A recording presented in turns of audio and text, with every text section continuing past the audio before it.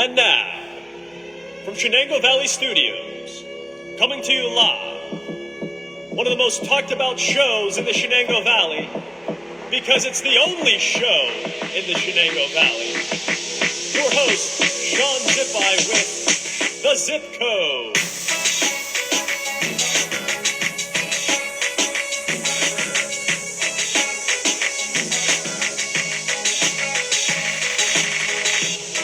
Thank you, folks.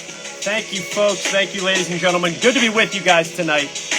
Once again, thank you to Andrew Gary for pumping out that sick intro. I appreciate you, brother. We got a great show for you guys tonight. We got none other than Joe Moss, a.k.a. Jotivation. You can give him a follow on Instagram. First, I want to get to some housekeeping items here. We do still have some merch. We had to order a bunch more. So there's the nice little logo there for the zip code. There's a bunch of guests with a little quote. That's a white shirt. We have a black shirt as well. The zip code on the front. We got some, we got a little rocket there. We got Ted Scott's quote there, rocket to the moon. That's where he thinks the zip code is going to be in 5 years. So we got some good merch, guys. So like I said, we had to order more. So place your orders, $12 for some short sleeves, $14 for some long sleeves. So pretty cheap stuff. We appreciate you guys joining us tonight. We will bring in Joe in 1 second. Make sure you follow _zip code and make sure you follow Jotivation as well. And like I said, we had to order a bunch more merch. So please, if you want a shirt, just send us a message and we will get right on that. Thank you to Derek Work for our awesome designs. He did a heck of a job. If you guys need any media stuff, any pictures, any multimedia stuff on graphic design, anything on the computer, let him know, let me know. We'll figure it out.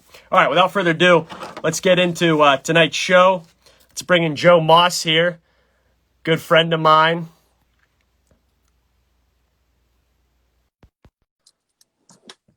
Oh, we actually had somebody else try to join the show. I mean, maybe some other time, man. Maybe some other time. Let's get Joe in here. Owner of BlessBody Fit in Youngstown.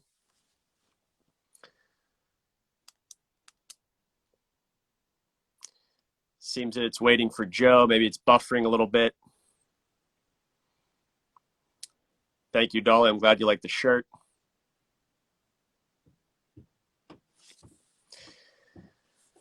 Sorry about that, folks. Sometimes the connection just takes a little bit longer for some people to join, so we'll figure out what's going on here.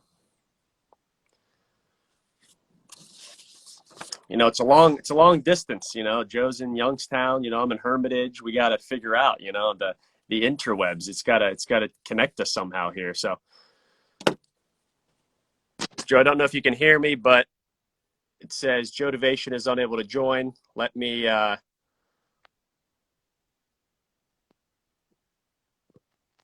try that one more time, Joe, and we'll figure that out.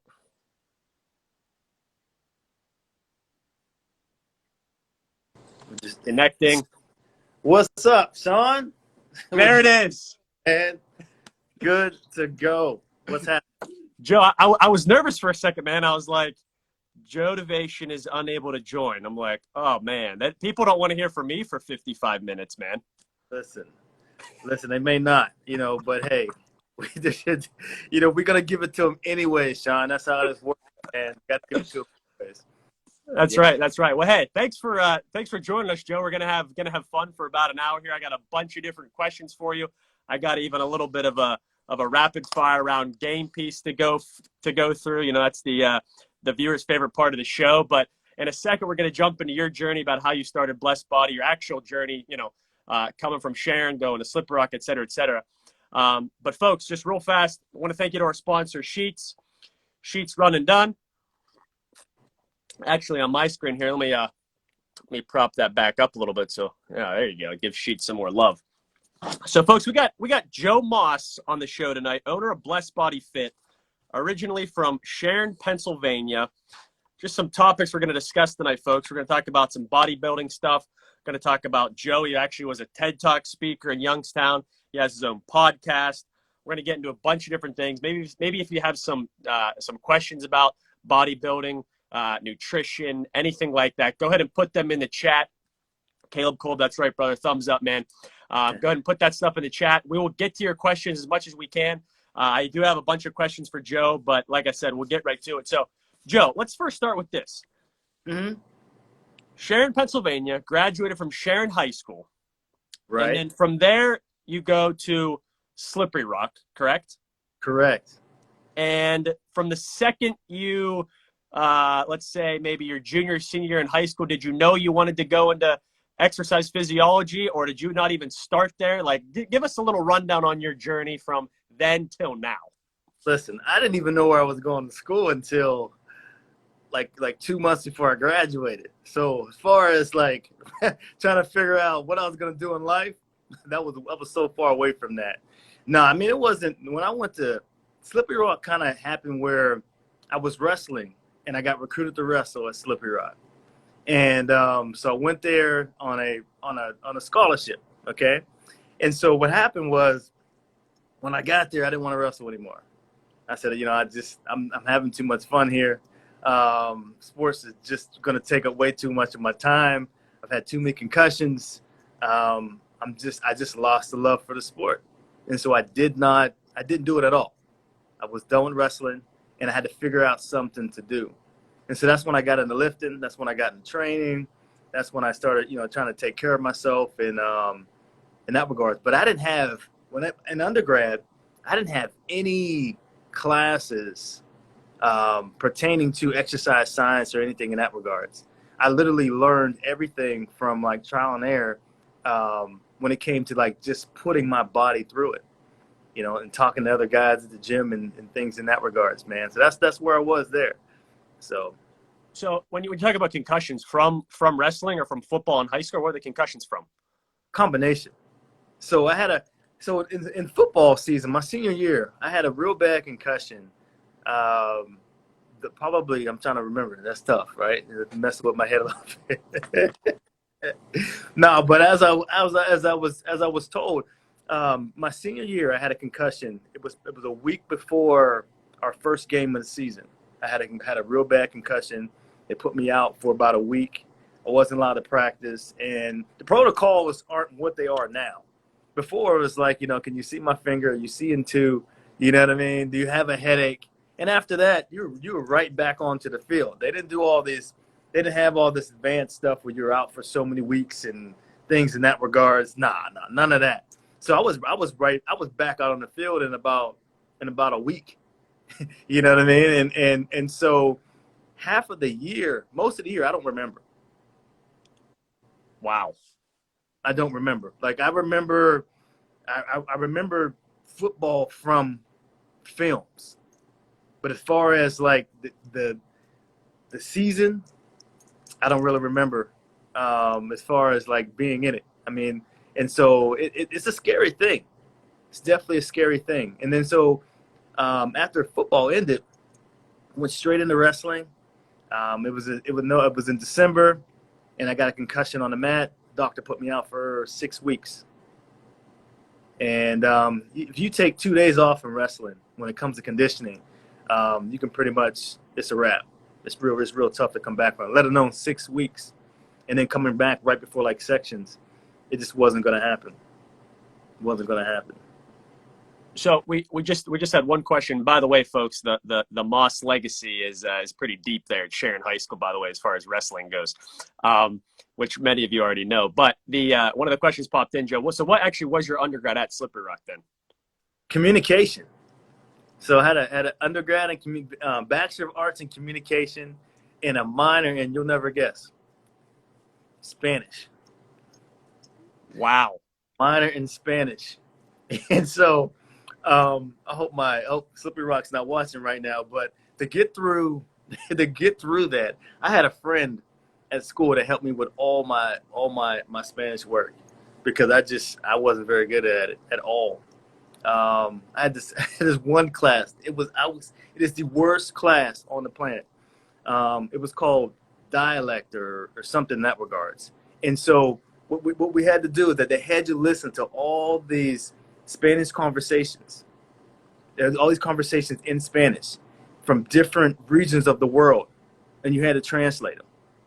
And so when you're not very good at Spanish, period, okay, and you're listening to the different slangs from across the world, and now you have to interpret it, it just wasn't happening. And back then it was cassette tape, brother. It wasn't all this like digital DVD stuff. I mean, not DVD, but digital downloads, and then it was cassette tape. So what you're trying to tell me is to this day you are fluent in Spanish. Fluent. Fluent. Oh man, folks, the things you learn about Joe Moss. Look at that. Yeah.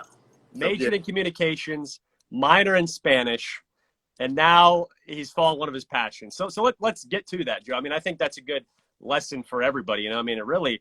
I try to tell a lot of young people. I'm 29, but I say like, hey, you'll find your way.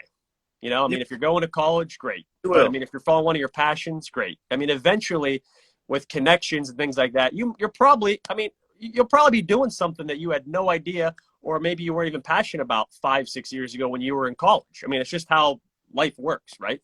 Right. So you graduated and then you went back for your master's in exercise physiology. Is that correct? Yeah. So what happened? There was a little bit of time in between. Like I want to say 2 years in between undergrad and graduate school. And so why was a Slippery Rock? I failed to mention this. Why was a Slippery Rock? I started bodybuilding when I was a Slippery Rock. Okay, so that was big. And so every year on campus, they had something called Mr. Slippery Rock University. And so guys on campus, you know, they would train all year long just to be able to, and then they would diet down in the spring to be able to do this show. All right. So I started lifting, and guys started coming to me and said, listen, you should do the Mr. SRU bodybuilding show. I said, dude, I don't know anything about competing. I don't know nothing about this stuff. All right. So they finally talked me into it after about a year being a Slippery Rock, and I did my first show. Now, the way that the show works is that they bring you out and they compare you to other guys in the class, right? And the next thing you know, you got to do a routine. And so my thing was like, I got my body in decent condition, but I said, you know what? I'm going to electrify the house with this routine. So I came out, dude. I came out to I had a Kango on, like LL Cool J, and I came out to Doing It by LL Cool J. And I did this crazy little dance routine, flexing muscles, pumping my chest, doing all these different poses, and the crowd went crazy. And so I didn't win from a standpoint of like how my body stood out, but from a fan favorite, dude, I rocked the house. And then I was like, okay, this is kind of fun. We can start doing this every year, just for the simple fact of just entertainment purposes, you know. So. Absolutely. And I have seen, folks, if you go on Joe Devation, there's some resemblance, Joe, of you and LL Cool J. I mean, I've seen it. Yeah, I've heard that before. Especially with the Kangol hat, you know, like a little chain. Absolutely, man. So we'll get into bodybuilding in a second, because with that, Joe, we'll hit some more categories as far as nutrition and training, et cetera, et cetera.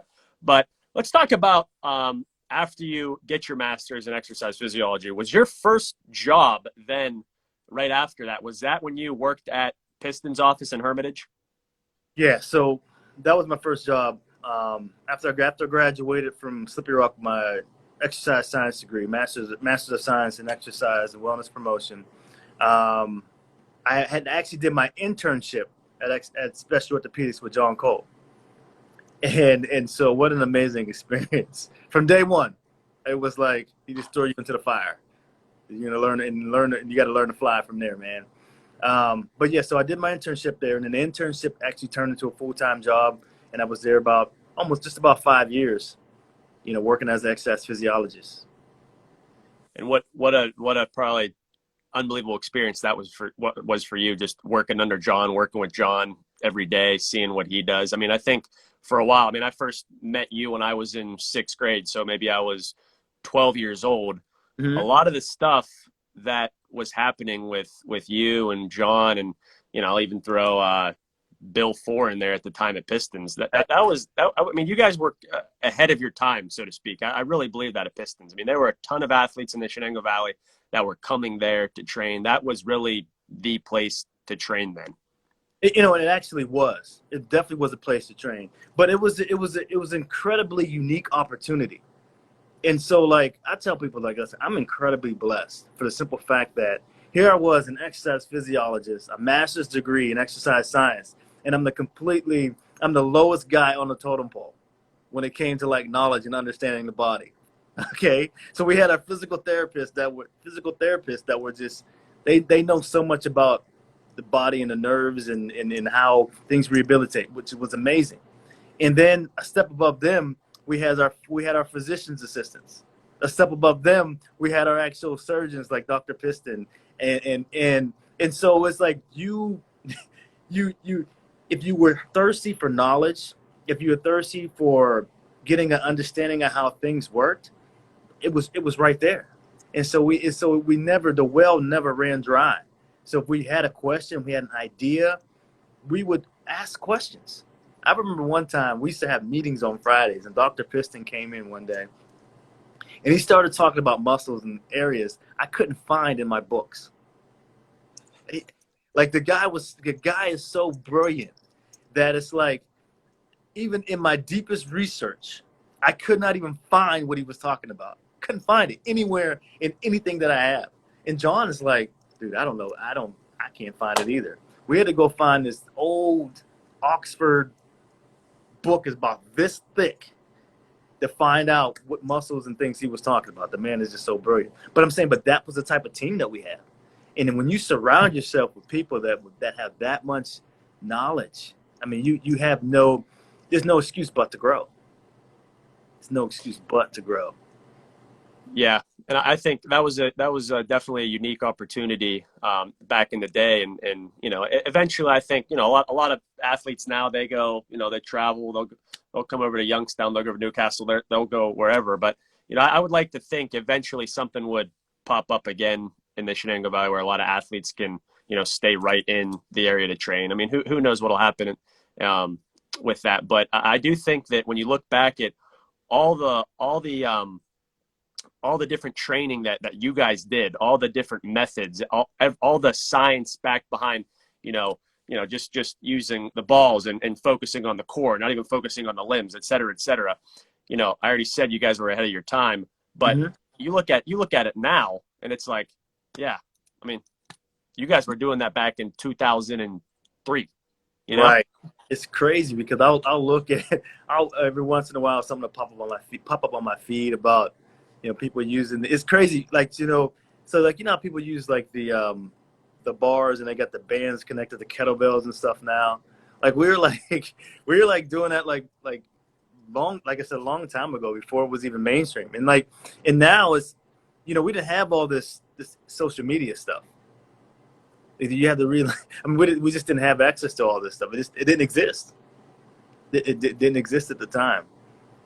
But it was a great opportunity for sure. We had a lot of fun, learned a lot, and helped out a lot of people. Hey, quick side note here. I had three at one time. I had three people that were in their 90s that I was training. Three people in their 90s that I was training, and we had them on balls. We had them on bands.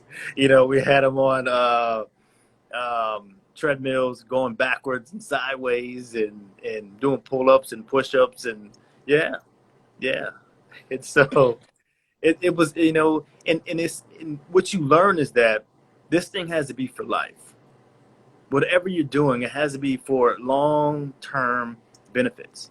It's great to train for a sport. It's great to get ready for that. But I see so many former athletes that when that sport is over, they don't do anything anymore. They're done. You know what I mean? And it's just like, why would you stop taking care of your body? Nah, I mean, I think you should take care of yourself for life. Definitely for life. You're absolutely right. Folks, we're here with Joe Moss, owner of BlessBody Fit. We're going to get into a few more topics here. I want to thank our sponsor, Sheets. sheets run and done. Folks, if you have any questions, feel free to put them in the chat. Yeah, Joe, that's a very interesting thing. You look at a lot of athletes and after high school, after college, you even give them a couple years, man. A lot of athletes are just out of shape. They're gone. You know what I mean? As soon as they lose their purpose for whatever they were training for, that's it. They're done. And they no longer mess with it again, because a lot of times what happens is that they only know how to get ready for that sport and not for life. Okay, so like one of the things that we do, BlessBody, is that it's all about being spiritually, mentally, and physically well, because you need all three of those components working not in balance but in harmony together, so that you can do all the things that God has created you to do. And at the end of the day, we got to be mission driven, So let's just talk a little about BlessBody now that we're on that topic. So eventually you start your own fitness studio in Youngstown. And now you have a really nice facility, a very large facility, and there's people training there every single day. You have people all different ages train with you. For people that are watching right now or will watch this eventually on YouTube or Facebook, can you give us a little snapshot of what BlessBody is, maybe compared to your quote unquote average cookie cutter gyms? Okay, so one of the first things we do is that we work from the inside out. Okay, so, and what I mean by that is, like, I have to have an understanding of where you are currently, mentally, spiritually, emotionally, relationally. I need to know those things, because those are big factors when it comes to anybody staying on a program long term. Okay, so if you don't recognize your true value about who you really are, chances are you may not take the best care of yourself.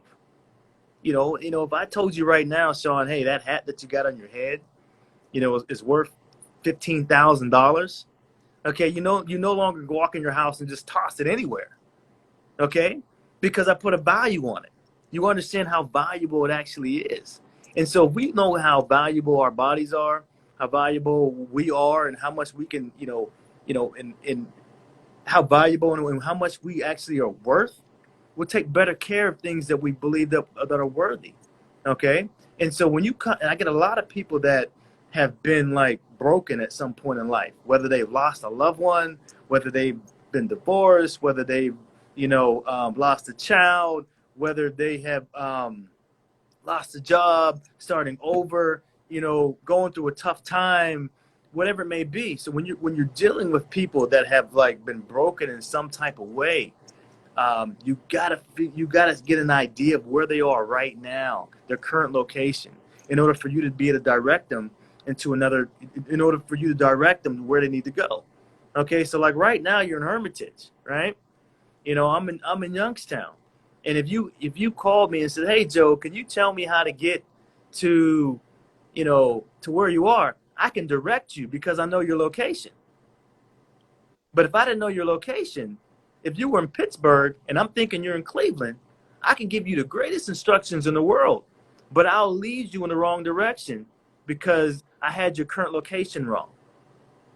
And so people are great at getting started. They'll start a 30-day program and they may only participate 20 days. But at the end of the day, it's like, this thing has to be for life. It has to be for life. And so what we do is that the better you understand your self-worth and your value and how important you are in this world, the better you're going to take care of yourself, the more effort you're going to put into it, and the longer you're going to stay in doing what you do.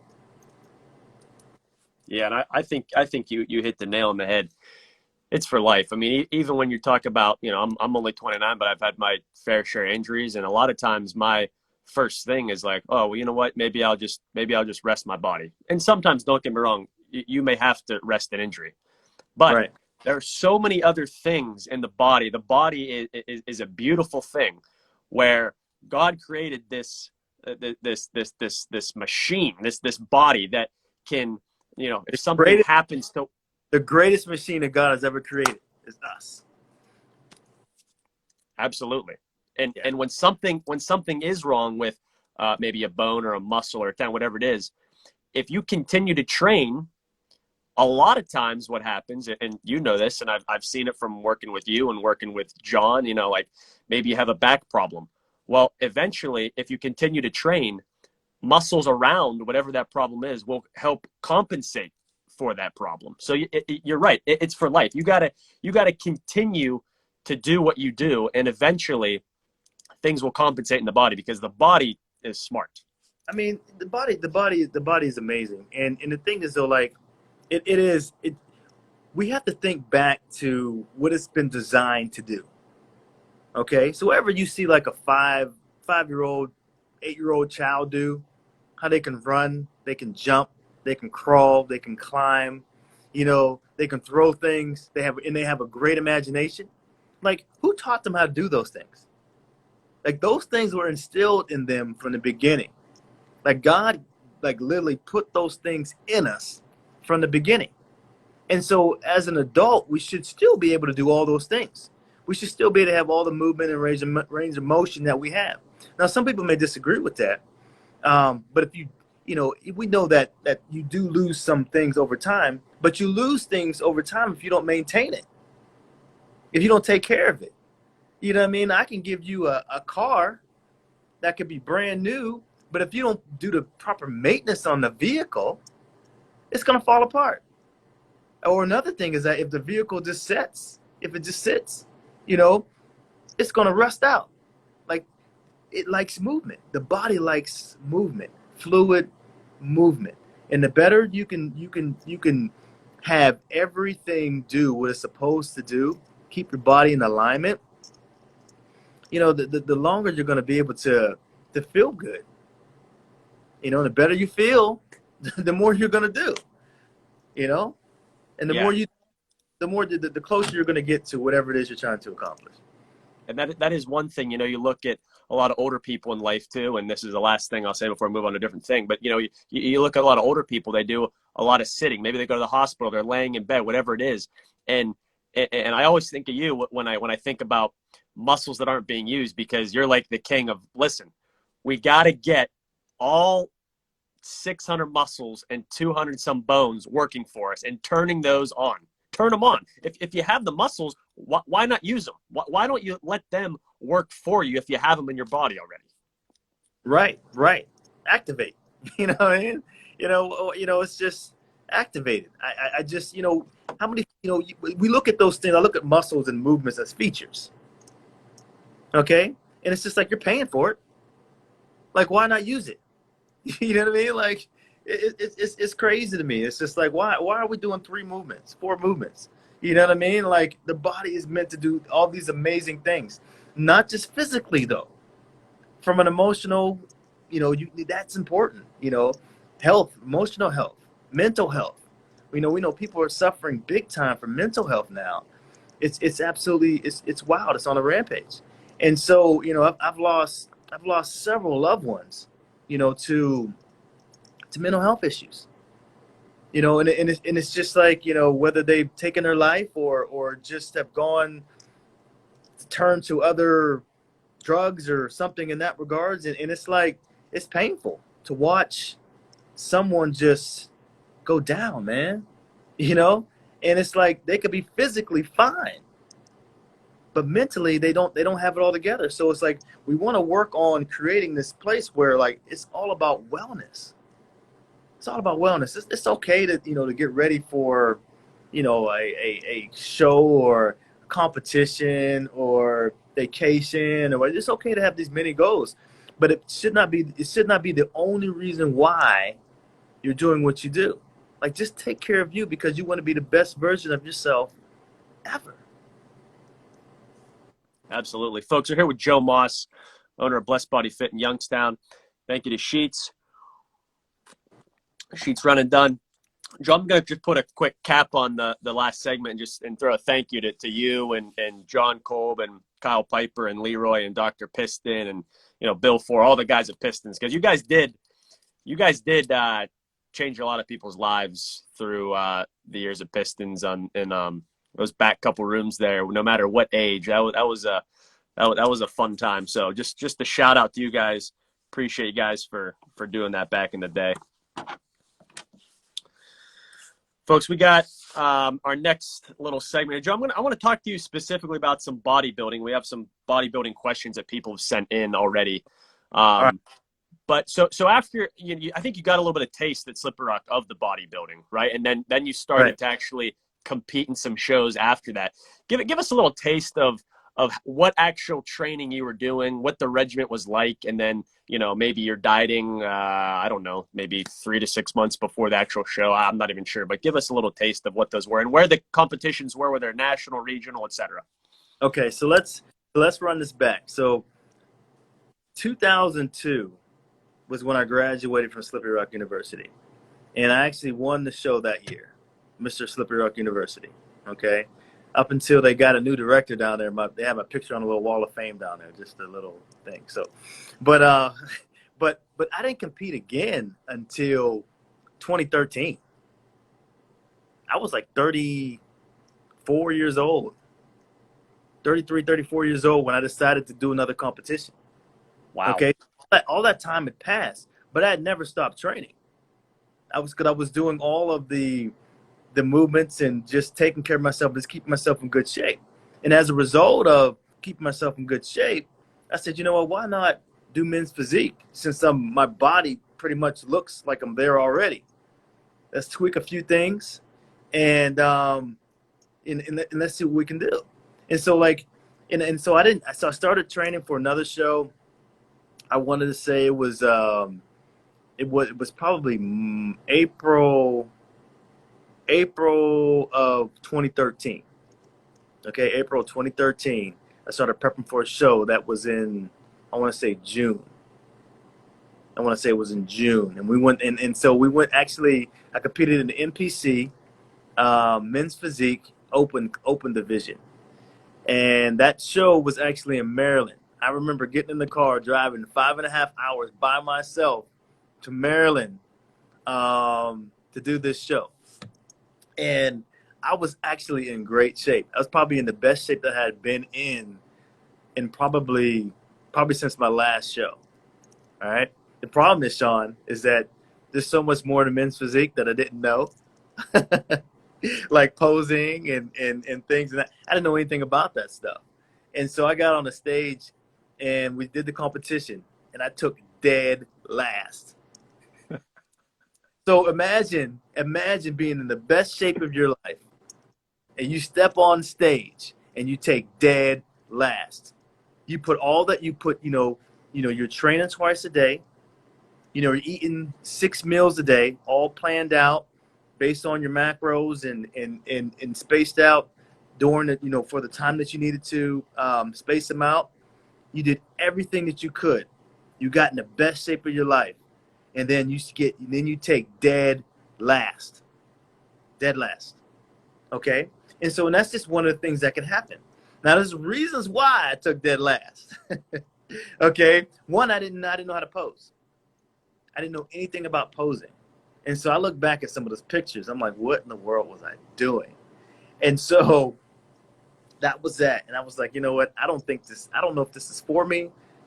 It may be, but I got to figure this thing out. So I ended up training the rest of that year. And I got down to about November, December, and I started training for another show.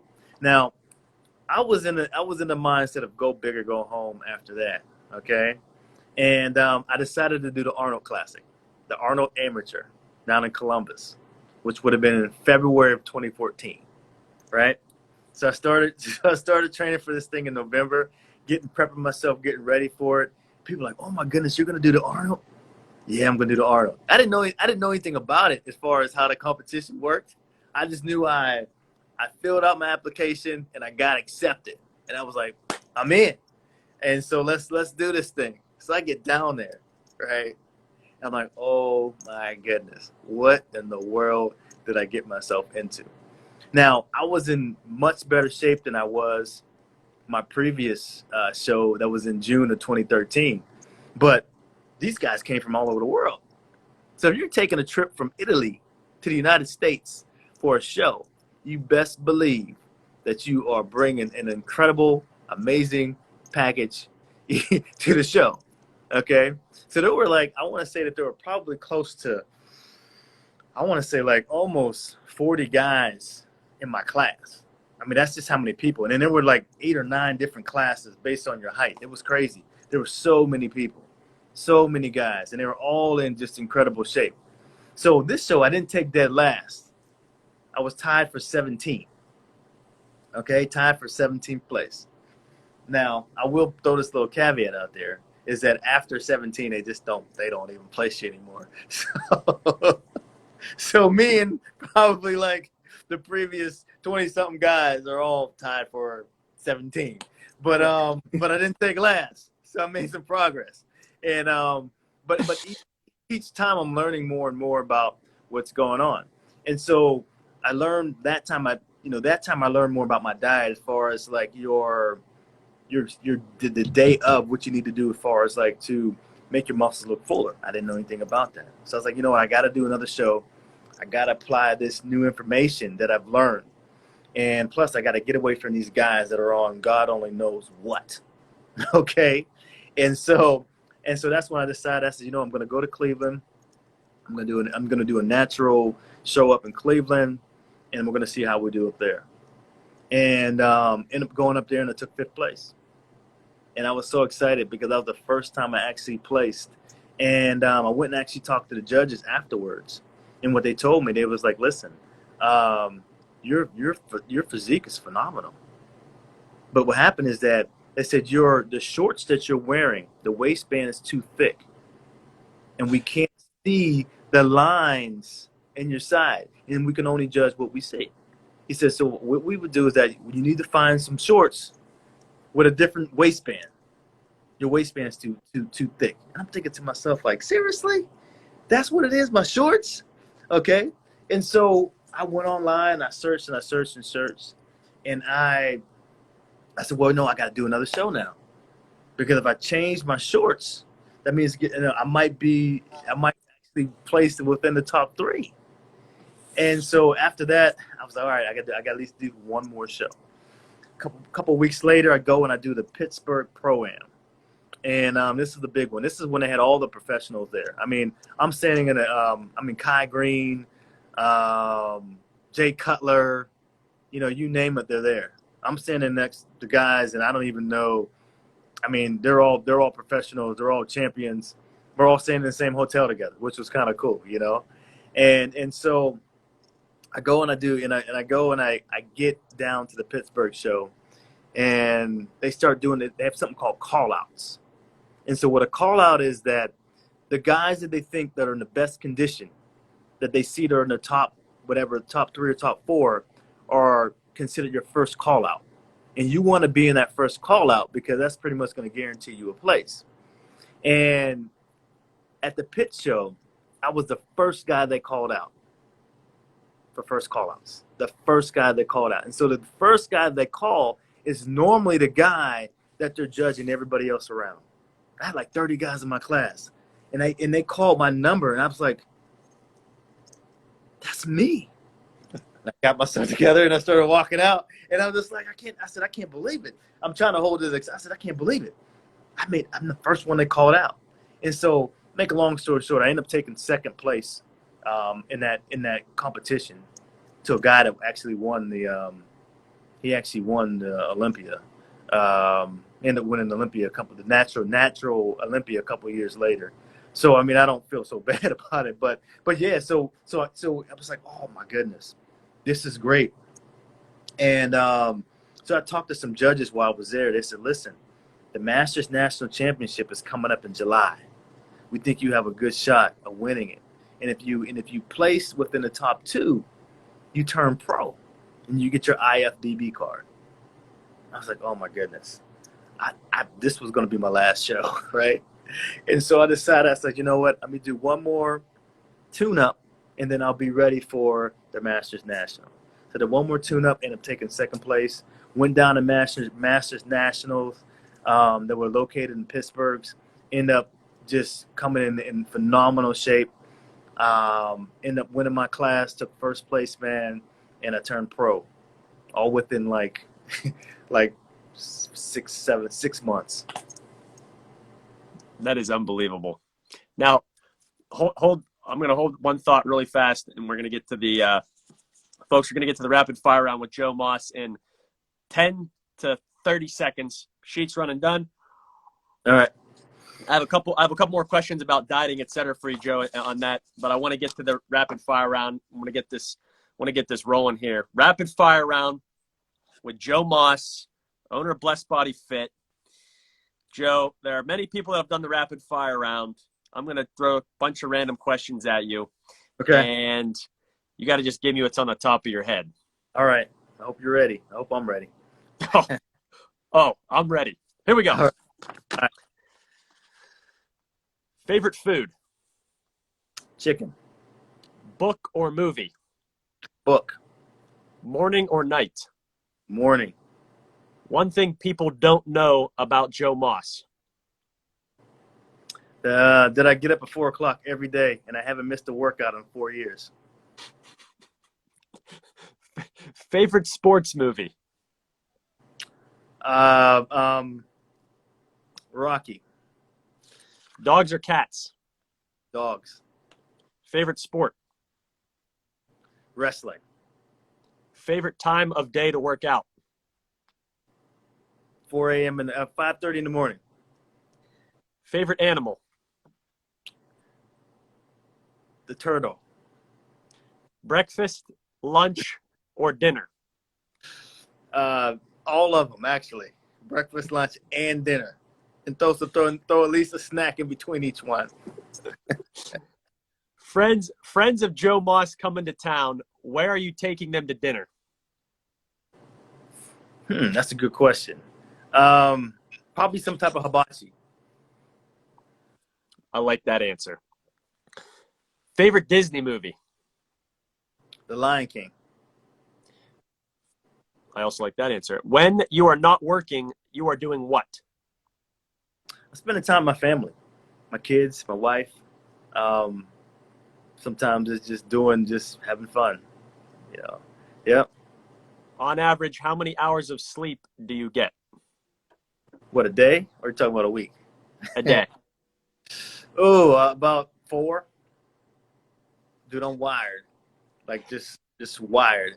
I literally have to try to slow myself down. I try to. I had to take a nap this afternoon though, because I knew I was doing this, and I wasn't gonna have to get a chance to retire so early. I mean, I had a full day. I just did a youth group before we talked, so yeah. That is a full day. That is a full day. How do you like your eggs? Scrambled. How do you like your steak? Well, if it's a good steakhouse, medium. Okay. Now, if it's one of these places that aren't the greatest, you gotta go medium well, so it comes out medium. You're right on that. You're right on that. Everybody does not know how to cook it, but it's okay. It's okay. God bless.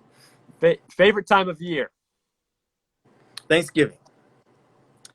Favorite holiday? Thanksgiving? Thanksgiving's favorite holiday, right? Favorite time of year would be the fall. If you walked over to a pull-up bar right now, how many pull-ups could you give us? Probably at least 25 to 30. One thing Joe Moss is afraid of. One thing I'm afraid of, I would have to say being stagnant, not growing. Good answer. Yeah. Who does Joe Moss think the best athlete on the planet is right now? Right now, ooh, that's good because I don't really follow sports right now. I'm taking the time to. But if I had to say the best athlete that I've ever seen, I've heard of, I would have to say Bo Jackson. Bo Jackson. I mean, who can skip preseason and then come in and just get it done and just dominate? And plus he was amazing on Tecmo Bowl. Most people don't know about Tecmo Bowl, but Bo Jackson on Tecmo Bowl was just amazing. That's good answer, Bo Jackson. And last but not least, Joe, this may be the most important question you answer all night long. Where will the zip code be in 5 years? The zip code will have its own zip code 5 years. They won't even. It'll be Sharon, PA, zip code, and they won't even have to say 16146. They'll just say zip code, and everybody will know what they mean. You know, that's where it's gonna be. It is. It's gonna become. It's gonna go. It's gonna show up. I love it, man. I love it. And with that, folks, Joe Moss, you are done with the rapid fire round. You aced that, man. You aced it. Thank you. Hey, once for the next season, when we get all the different guests that are on the back of the new shirt, once we get that done, I think that might be your quote. You know, like the zip code will have its own zip code. I like that. Zip code, man. That you can create your own. I mean, they're doing it in Dubai. You might have to move to Dubai. Okay, you could have your own island, your own beach, your own country. I think that's what they're doing. Your own country out there, man. So it's unbelievable. I want to get to one thing real fast here. So you're training every single day to this day at like 5:30 in the morning. Every single day. I haven't missed a day. I think I took one day off in 2016. But 2017, 2018, 2019, 2020, every single day. Wow. Every single day. Yeah, every single day. And I just believe that you should take care of yourself every day. You know, like I said, if I had to make a choice between, it's gonna sound kind of gross, but if I had to make a choice between brushing my teeth and working my body, you know, I'd have to think about it. Either 600 muscles and 200 bones, 206 bones, or 30 teeth. True. I mean, if it came down to you had to make a choice, okay, which would it be? Would it be your 30 teeth, or would it be all 600 muscles and 206 bones and all the wellness benefits that come out of it? You don't need teeth to drink protein shakes, you know? Right. Listen, man, you know, just be strong and eat applesauce, right? So, Joe, we got about 13 minutes left before Instagram kicks us out. I got 3 more things I want to talk to you about, so I might have to. I'll figure it out. Anyways, let's talk about your TED Talk real fast in Youngstown. I want you to just give us give us 2 minutes about the TED Talk, what that experience is like. A lot of people have never done a TED Talk before, but we watch them all the time. So give me 2 minutes on that. Okay, so TED, you know, TED was a great experience for me. It's probably one of the hardest things that I've done in my life. And the reason why I said it, because like they polish you as a speaker, but they require you to dig so deep because they have a level of standard that's higher than any other speech competition or whatever. There's not really a competition, but whatever any other speech thing that they have going on. And the rules are so strict, super strict. And so every topic has to be approved. Every outline has to be approved. You have to be approved. And so I had a great time because like generally they don't do like fitness stuff. They don't do workout stuff, you know. So I had to kind of disguise it in there a little bit. In that regard. So, you know, so I talked about how motivation is basically, you know, killing us in a sense, because it's so shallow. It's our life should be bigger than just being motivated or inspired by just being motivated by something that's going to be temporary, you know. So we need to find a place, what I call it beyond the beyond. And so it's a place that you're no longer self-centered, but you're living for a centered self. All right. It's a synergistic place where your heart and soul basically come together and you do amazing things to pursue your mission in life. And so, you know, motivation, it comes and goes. You know, it's like a flame. You know, we need a spark to get us going, but you need something bigger to keep it going. You know, so I can tell you some, hey Sean, hey, you know, let's get rocking, let's get going, and that might be enough to get you started. But how do you stay going when the flame goes? When the flame burns out? How do you keep going? Well, you got to find something bigger than yourself. You got to find a cause much larger than yourself. You got to write your own obituary, and you got to see, okay, have I done everything that I needed to do before I leave this place? Like Sean, I'm 41 years old, man. Chadwick Boseman just passed away. He was 42 or 43 years old. Kobe Bryant was 41, something like that. We're the same age. He died earlier this year. There's no like time anymore. Like normally people would die when they're old. Now it's like you don't have time to waste. You need to step out here and get done everything that you need to get done now, and it's going to have to be something that is going to put yourself in a position where you're going to be able to leave a legacy for whoever comes behind you. And so I'm here trying to set the precedent and do the groundwork for the next generation, for my kids, kids. And they're only 10 and 7 right now, but somebody has to be the one that steps out there and begins to kind of change the destiny and the course of action. And you can't do it unless you're living for something bigger than you. Well said. Joe, as I transition, we had a question come in, and this is going back a couple of topics, but what percentage body fat are most of the bodybuilders? And answer that in 10 seconds, then I'll transition. Okay, they're normally about 4 to 5%, 4 or 5%. Folks, we're here with Joe Moss, owner of BlessBody Fit.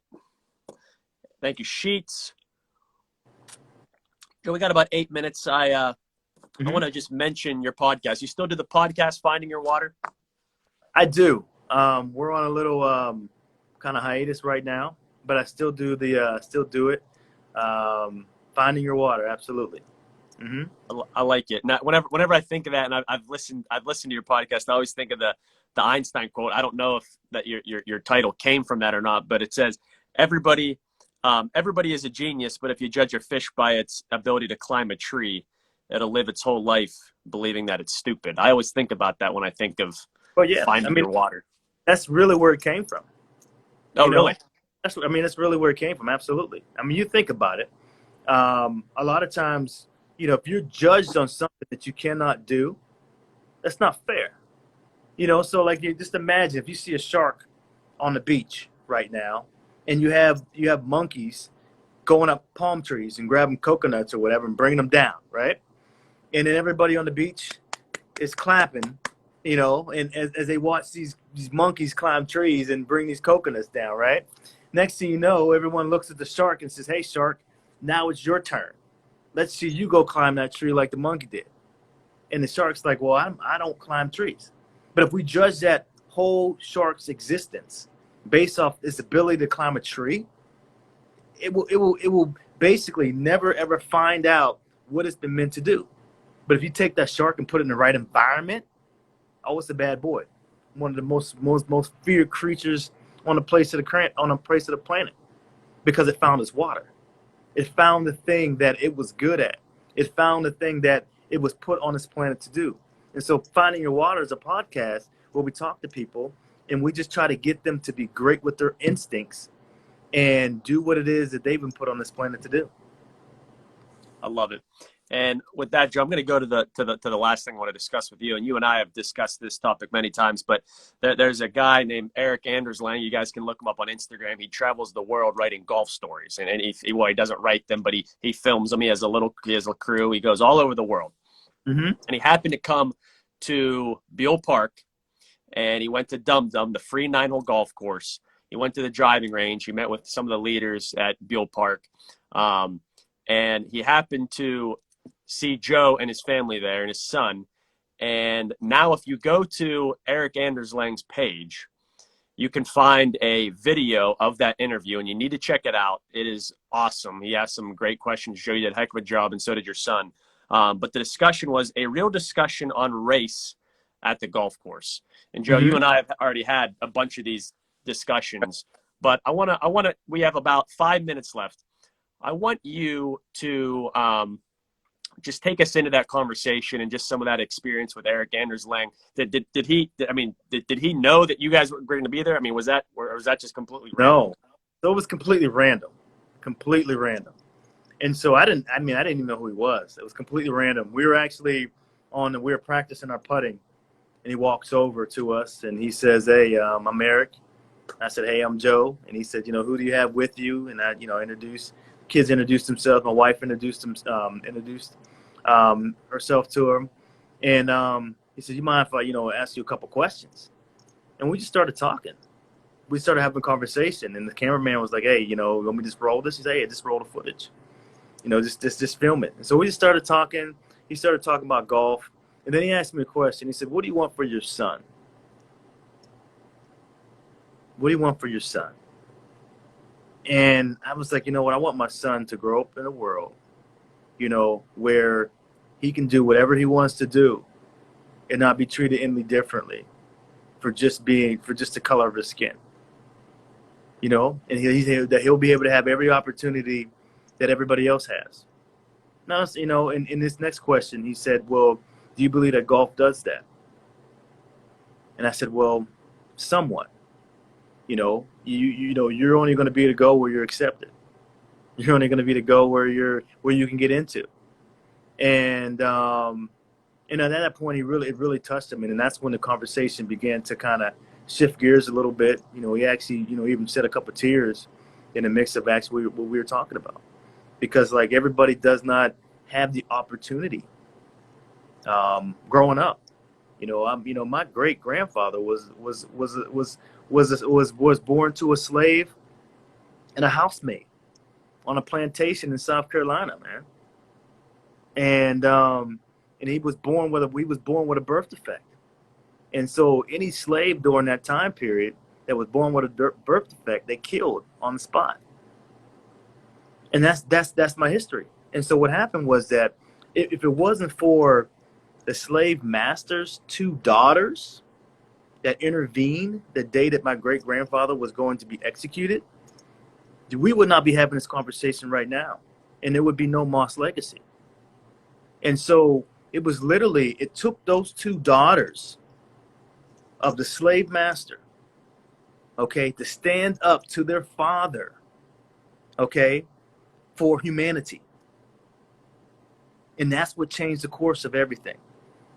And so, so we're living in a time period right now is that, Sean, we need your voice. We need the voice of people that can actually create change and make a difference amongst their peers, to stand up against racism, against, things that just aren't right, whether it's things that you hear, whether things that you see, whether things that you say, but this thing is real. And so when it comes to opportunities, you can't necessarily use that as a crutch per se, or use it as something that's completely against you. But you gotta work that much harder just to get one up. And that one up may still not be enough to bring you over the top. And Joe, I may have to have you back at some point where we actually discuss just that, and discuss some of what we can do on each side, and what we can do to build each other. I may have to have you back. We may have a discussion just about that. I got about a minute, 10 seconds. I want to say two things. I want to say, number one, thank God for those two daughters. Number one. Absolutely.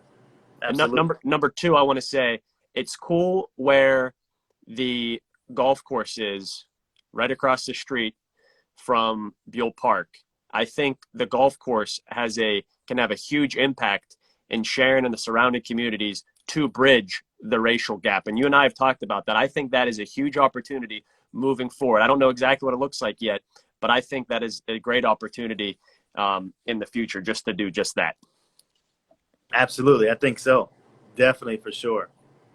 So, Joe, I'm serious. I might have to have you back. We might have to have that discussion, but I got 30 seconds left. So I want to say to all the viewers, thank you guys for tuning in.